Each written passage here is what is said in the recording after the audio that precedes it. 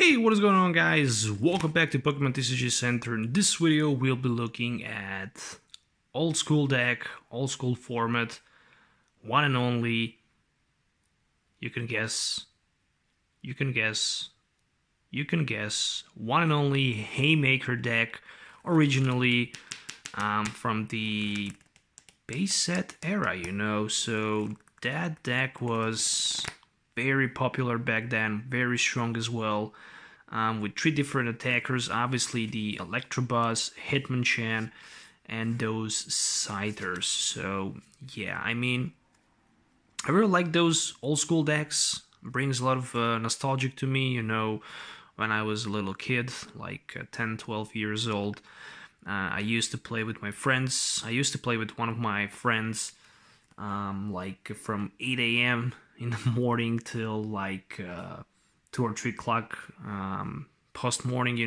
We used to play a lot of Pokemon trading card game, and it was definitely very good time in my life. I collected a lot of those cards. A lot of those cards has been stolen from me. A lot of people attempt to steal a lot of cards from me, and I lost basically when I was younger a lot of those good cards. I remember that somebody stole like 4 base set Charizard from me, also a couple first edition Dark Charizards. I had one binder, and some guys just jumped me and they stole all of my cards that I had, and I was like, well, very broken. Didn't recover for a lot. But today I have plenty of cards actually recovered through the trades on a former Pokebeach and Pokegym, as well as buying some of them, finding them on the Troll and Toad, eBay, and stuff like that. So let's just move on to the game, to the deck, not to the game, to the deck, so you can basically see the deck list. So Electro Buzz, 70 HP Pokemon, Lightning type with Thunder Shock. Flip a coin if it has, if any Pokemon is not paralyzed. It was very powerful back then, especially with those plus powers. With a Thunder Punch, you can just flip a coin. If you get heads, this attack will does 40. If it's tails, Electro Buzz will does 10 damage to itself. Please remember, if you had plus power and if you flip tails, you did 40 damage to your opponent, but you also took 10 additional damage with those plus powers. So back then, that was a big deal, And yeah, 4 Electro Buzz in this deck, as well as triple Hitmonchan with the Jab and Special Punch. 70 HP, 1 energy for 20, 3 energies for 40, but hey, 1 energy for 20, and let's say if we play versus Electro Buzz, and if we have Hitmonchan in the active position, we attach energy, we can already hit for 40, and we could add a couple more plus powers, and pump up that Hitmonchan so he can hit even harder and stronger, Back then, Hitmonchan was very popular and powerful card, but unfortunately it was very weak to the Scythers. Those Scythers were actually minus 30 resistant to the fightings, which means that Hitmonchan couldn't do a single damage with that jab to the Scyther. Back then, minus 30 resistance was a big deal. Sword Slash, if you get lucky to start with the Scyther in the active position, turn 1 you was able to attack, to retreat, to do whatever you want. You was able to retreat multiple times during the turns. There was no limit how many times you can retreat. The biggest problem was confusion. If you was confused, and if you attempt to retreat, you basically need to flip a coin. If you flip tails, your turn over, and you're not able to... Actually, your turn didn't over, but you was not able to retreat that turn anymore, and you took 3 damage counters. I'm not 100% sure if your turn ended back then, but I know that you took 3 damage counters. But if you started first, you have energy, grass energy, you can Sword Dance, and next turn you can Slash for 60. That was very powerful, especially if you also had something like a plus power, which can add 10 more damage, so you can one-hit knock out those heavy HP Pokemons, a staple basic meta Pokemons like Hitmonchan, Electro Buzz, Magmar as well. Later Magmar was popular when the fossil set was released, So what else I have? So that's the lineup from the Pokemons. 4 Electro Buzz, 3 Hitmonchan, 3 Scythers, and that's pretty much it, Then tech card, 1 copy of Switch. Why not? Just because it's a very good tech card. two copies of less. Very disruptive card. You and your opponent shows each either your hands, then shuffle or trainer cards from your hand into the deck. Very nice card, very powerful card, very broken card, as well as the scoop up. You know, back then you had that scoop up card which says choose one of your Pokemon in play and return its basic Pokemon card to your hand, which means that you need to discard all cards attached to that card. Choose one of your Pokemon in play and return its basic Pokemon card, which means that if you had Charizard in the active position with Charmander and Charmeleon, you could just return into your hand that Charmander and discard all other cards, and he was not able back then to recover Charizard until they released Nightly Garbage Run in the Team Rocket. Well, yeah, it is how it is, you know. 3 item finders. If you wonder what item finder can do, it can discard 2 cards from your hand, and if you do that, you can just grab 1 trainer card from your discard pile and put it back into your hand. Which means you could also took Professor Oak. You can later took something like not sure what was the ruling for the supporter card. I think that supporter card when they was printed actually had supporter instead of the trainer, but any trainer card was legal back then, you know. So you was able, for example, to took computer search, to took super energy removal, to took energy removal, to took plus power, to took Professor Zoke and stuff like that, you know. So that's the reason why Item Finder was such a nice card.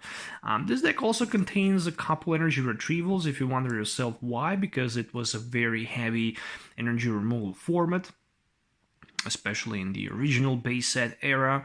Energy retrieval, trade one of the other cards in your hand for up to 2 basic energy cards from your discard pile, so you can simply recover those energies, so you can try to basically attempt to attach energies.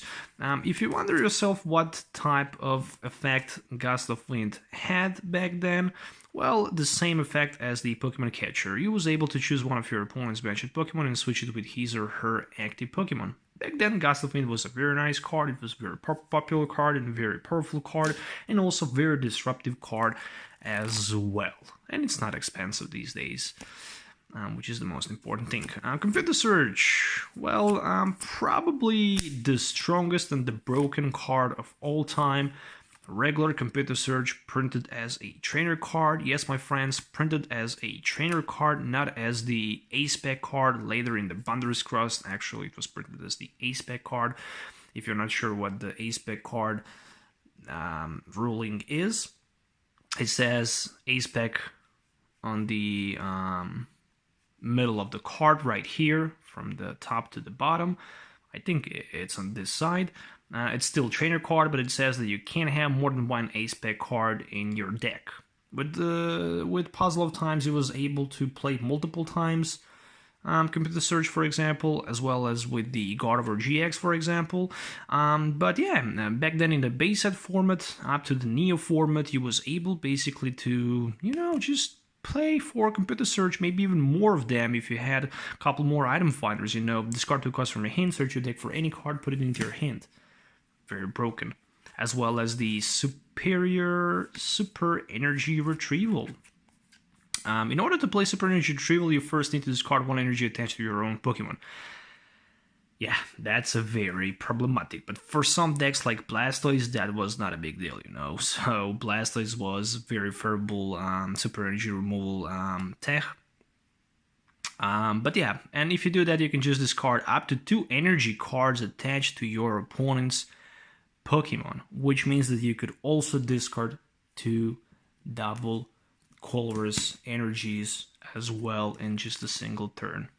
That was very broken. As well as the energy removal.